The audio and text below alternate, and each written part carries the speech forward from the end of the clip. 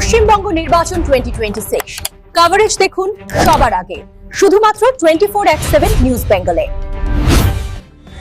24/7 news Bengal আপনারা দেখছেন। আজ 18 এপ্রিল আর এই মুহূর্তে আমি এসে পৌঁছেছি কলকাতা প্রেস ক্লাব, যেখানে পশ্চিমবঙ্গ প্রদেশ কংগ্রেসের সভাপতি শুভঙ্কর সরকার আজকে মিট দ্য প্রেস এই অনুষ্ঠানে কলকাতা প্রেস ক্লাবে।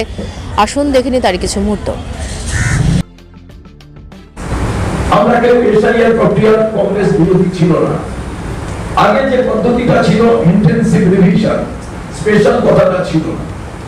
এবারে যে পদ্ধতির মাধ্যম দিয়ে নির্বাচনকে সামনে রেখে অসংখ্য প্রাণ আমরা হারিয়েছি, যারা জেনুইন ভোটার ছিলেন, যারা কর্মরত ছিলেন, নির্বাচন কমিশনে কাজ করতেন, ভারতবর্ষের sanctity of the election commission, এই যে পবিত্রতা, সেটা আজকে বড় প্রশ্ন চিহ্নের সম্মুখীন।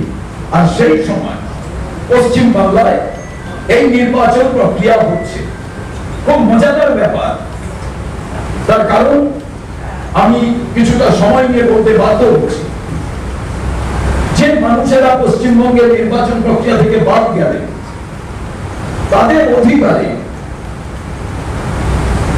এখনো পর্যন্ত এখানকার বিধায়ক, এখানকার সরকার, মুখ্যমন্ত্রী এবং সাংসদ এবং সেই সাংসদ দ্বারা নির্বাচিত কেন্দ্রীয় সরকার, প্রধানমন্ত্রী,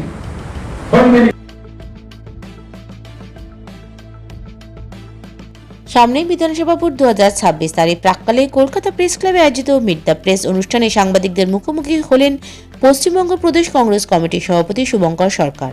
এদিন তিনি সাংবাদিকদের সম্মুখে জানান 2026-এর পশ্চিমবঙ্গ বিধানসভা নির্বাচনে কংগ্রেসের ফল ভালো হবে, এমনটাই তিনি আশা রাখেন। এর সাথে ভোটের আগে বাংলায় হওয়া এসআইআর প্রক্রিয়ারও তীব্র নিন্দা করেন ও সাংবাদিকদের করা বিভিন্ন প্রশ্নের যথাযথ উত্তর দিতে তিনি কেন্দ্রীয় সরকারের বিভিন্ন অনৈতিক কর্মের সমালোচনা করেন ও এবারের বিধানসভা নির্বাচনে বিজেপির কিছু মনোনীত প্রার্থীর শিক্ষাগত যোগ্যতার প্রসঙ্গটিও তুলে ধরেন।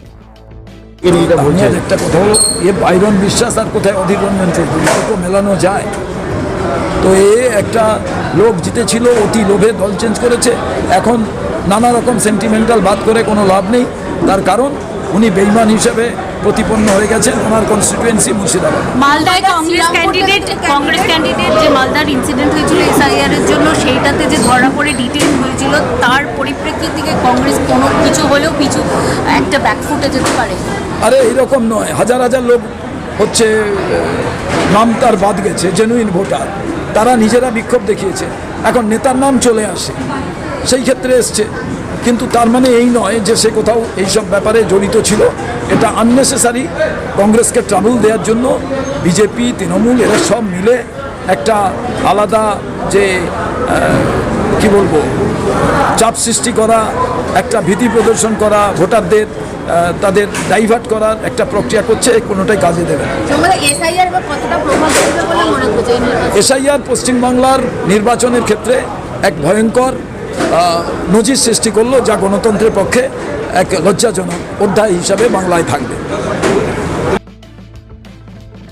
24/7 নিউজ বেঙ্গলের সঙ্গে থাকুন, সাথে থাকুন, দেখতে থাকুন, সব খবরের জন্য চোখ রাখুন আমাদের চ্যানেলে।